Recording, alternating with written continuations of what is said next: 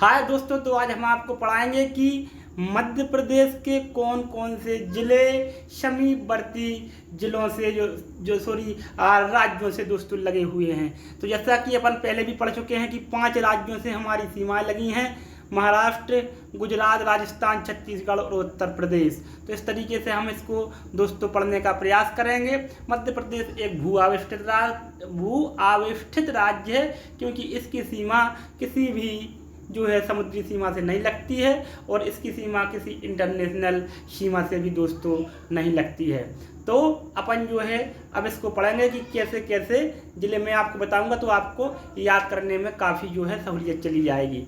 एक और इसके पहले मैं छोटी सी जानकारी आपको दे दूँ। एक पॉइंट यहाँ पे आया है कि क्या आया है दोस्तों कि जब मध्य प्रदेश का विभाजन नहीं हुआ था तो उसका क्षेत्रफल था 4,43,446 वर्ग किलोमीटर, 44,34,46 वर्ग किलोमीटर से भी आप इसको याद रख सकते हैं। वर्तमान में 3,08,252 वर्ग किलोमीटर इसका क्षेत्रफल है।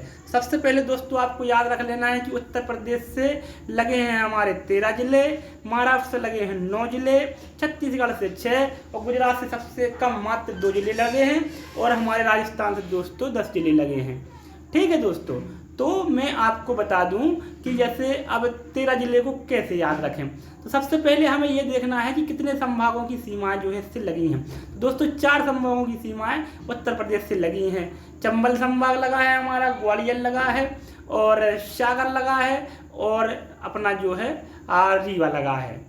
तो ऐसे याद करना है कि चंबल के मात्र 2 जिले दोस्तों इसमें आते हैं, भिंड और मुरैना अपनी यूपी से लगते हैं। भिंड मुरैना यूपी से लग जाएंगे और ग्वालियर के लगते हैं दोस्तों 3, दतिया, शिवपुरी और अशोकनगर। गुना और ग्वालियर नहीं लगते हैं। ऐसे याद रखना है आपको कि गुना और ग्वालियर की सीमाएं यूपी से दोस्तों नहीं लगती हैं। ठीक है, तो दतिया, शिवपुरी और अशोकनगर ये हो गए, वो भिंड मुरैना ये हो गए। इस तरीके से 5 हो गए। और सागर जिले के 6 जिले हैं, सागर संभाग में 6 जिले हैं, जिसमें दमोह जिला बस यूपी से टच नहीं करता, बाकी 5 के 5 करते हैं।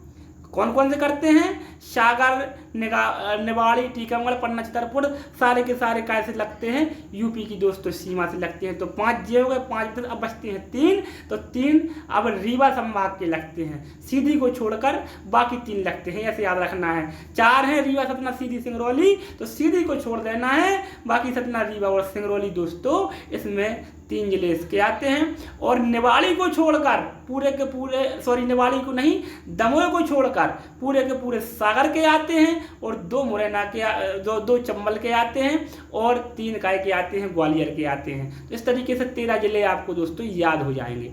अब महाराष्ट्र की सीमा से लगने वाले हैं 9 जिले। तो इसमें याद रखना है सबसे ज़्यादा जिले किस काय के लगते हैं? इंदौर के लगते हैं दोस्तों। 5 जिले इंदौर के लगते हैं। ठीक है, 5 जिले काय के लगते हैं। इंदौर में टोटल 8 हैं और मैंने बताया था कि 2 पेयर में आपको पढ़ना है। पहला है इंदौर, धार और झाबुआ। इंदौर, धार, झाबुआ पहला याद करना था, पर बाकी 5 थे खंडवा, खरगोन, बुरहानपुर, बड़वानी और अलीराजपुर। तो पहला वाला छोड़ देना है। पहला वाला जो स्टेप है, इंदौर, धार, झाबुआ की सीमा दोस्तों महाराष्ट्र से नहीं लगती है। बाकी खंडवा, खरगोन और बड़वानी, अलीराजपुर और बुरहानपुर की सीमा लगती है। सीधा सीधा 5 दोस्तों ये चले जाते हैं वहाँ पे। इसके बाद एक बैतूल, हरदा का एक बैतूल लगता है अलग से। तो 5 और 6 दोस्तों ऐसे 6 हो जाते हैं। 5 इंदौर के और एक बैतूल 6 और बाकी 3 दोस्तों हमारे काय के लगते हैं, जबलपुर संभाग के लगते हैं। लास्ट में पड़ता है बालाघाट, सिवनी और छिंदवाड़ा। तो बालाघाट, सिवनी, छिंदवाड़ा ये 3 जबलपुर के लगेंगे। एक बैतूल लगेगा, एक है उसका। ठीक है, ये अपना लग जाएगा काय का, नर्मदापुरम का लग जाएगा। ठीक है, और 5 उसके, तो पहला वाला छोड़ देना, खंडवा, खरगोन, बुरहानपुर, बड़वानी और इलाजपुर लगा देना। तो ये 9 जिले हैं दोस्तों आपके हो जाएंगे, बहुत ही आसानी से दोस्तों आपको याद हो जाएंगे। अब छत्तीसगढ़ रहा। छत्तीसगढ़ से ज़्यादा जिले लगते नहीं हैं, हमारे 6 जिले लगते हैं। तो 2-2 करके 3 संभागों के लगते हैं। सिंगरौली, सीधी और शहडोल और अनूपपुर लगते हैं और डिंडोरी और छिंदवाड़ा। जबलपुर के लगते हैं, शहडोल के लगते हैं और रीवा संभाग के लगते हैं। तो रीवा सतना नहीं लगते हैं। सिंगरौली और सीधी लगते हैं और शहडोल और अनूपपुर लगते हैं और डिंडोरी और बालाघाट, तो इसको भी आप पढ़ लेंगे। और गुजरात का तो दोस्तों बहुत ही सरल है आपके लिए, बहुत ही सरल है। झाबुआ और अलीराजपुर की सीमा गुजरात से लगती हैं, बाकी किसी भी की नहीं लगती हैं। अब आता है राजस्थान दोस्तों। तो 10 जिले भले हैं, लेकिन मैं ऐसी ट्रिक बताऊंगा आपको कि 10 के 10 जिले बिल्कुल फटाफट याद हो जाएंगे, आपको कोई दिक्कत होने वाली नहीं है। लेकिन दोस्तों आप पढ़िए, इतनी गर्मी है, इतनी गर्मी में आपको पढ़ाना पड़ता है, वीडियो बनाना पड़ता है, तो पंखा बंद करके बनाना पड़ता है दोस्तों। बहुत गर्मी लगती है, क्योंकि अगर पंखा चालू करूँगा तो खरखर की आवाज़ आएगी और आपका डिस्टर्ब होगा। इसके बाद भी अगर आप नहीं पढ़ेंगे तो अच्छा दोस्तों, ये अच्छी बात नहीं है। अब आपको 10 कैसे रखने हैं यार, तो 10 रखने हैं जिले इसके याद। इसमें 5 संभाग हैं, ये याद रखना है। तो 2 संभाग ऐसे जिनका मात्र एक जिला आता है। इंदौर का एक आता है संभाग का, और दोस्तों भोपाल का एक आता है। तो झाबुआ से शुरू करना है और राजगढ़ पे खत्म करना है। इंदौर के झाबुआ से शुरू करना है और राजगढ़ पे खत्म करना है। 6वें नंबर पर राजगढ़ लिख लेना। और बीच में 4 हैं उज्जैन के, रतलाम, मंदसौर, नीमच और आगर मालवा। उज्जैन नहीं है इसमें, याद रखना, रतलाम, मंदसौर, नीमच और आगर मालवा। तो झाबुआ से शुरू करना है, झाबुआ क्योंकि इंदौर का है। राजगढ़ पे बंद करना है, क्योंकि राजगढ़ कहाँ का है, भोपाल का है। और बीच में 4 याद कर लेना है आपको, रतलाम, मंदसौर, नीमच और आगर मालवा। ऐसे आपके 6 हो गए और 3 संभाग हो गए। अब 4 जिले और चाहिए, तो गुना और शिवपुरी ग्वालियर से ले लेंगे। श्योपुर और मुरैना कहाँ से ले लेंगे, इसमें भिंड नहीं आएगा, चंबल से ले लेंगे। श्योपुर और मुरैना यहाँ पे आ जाएगा। तो दोस्तों ऐसे करके अपन ने पढ़ा है 13 और 9 22 और 6 28 और 2 30 10 40 जिले हमारे अंतर्राज्यीय सीमाओं से लगते हैं। और 18 जिले ऐसे हैं जो किसी भी सीमा को नहीं छूते। 18 जिले किसी भी सीमा को नहीं छूते हैं।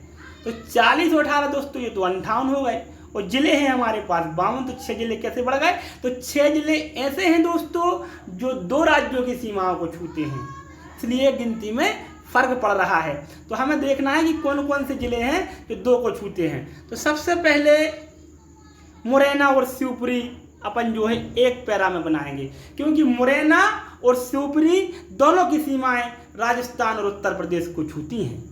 मुरैना की सीमाएं भी राजस्थान उत्तर प्रदेश को छूती हैं, और शिवपुरी की भी सीमाएं राजस्थान उत्तर प्रदेश को दोस्तों छूती हैं। तो मुरैना, शिवपुरी, राजस्थान उत्तर प्रदेश, राजस्थान उत्तर प्रदेश। अब सिंगरौली और बालाघाट, इनमें दोस्तों ये याद रखना महाराष्ट्र कॉमन है। सॉरी, महाराष्ट्र नहीं, सिंगरौली और बालाघाट में क्या कॉमन है, छत्तीसगढ़ कॉमन है। सिंगरौली और बालाघाट की दोनों की सीमा छत्तीसगढ़ से लगती हैं। और सिंगरौली चूँकि पूरब में है, इसलिए इसकी सीमा महाराष्ट्र से लग जाती है।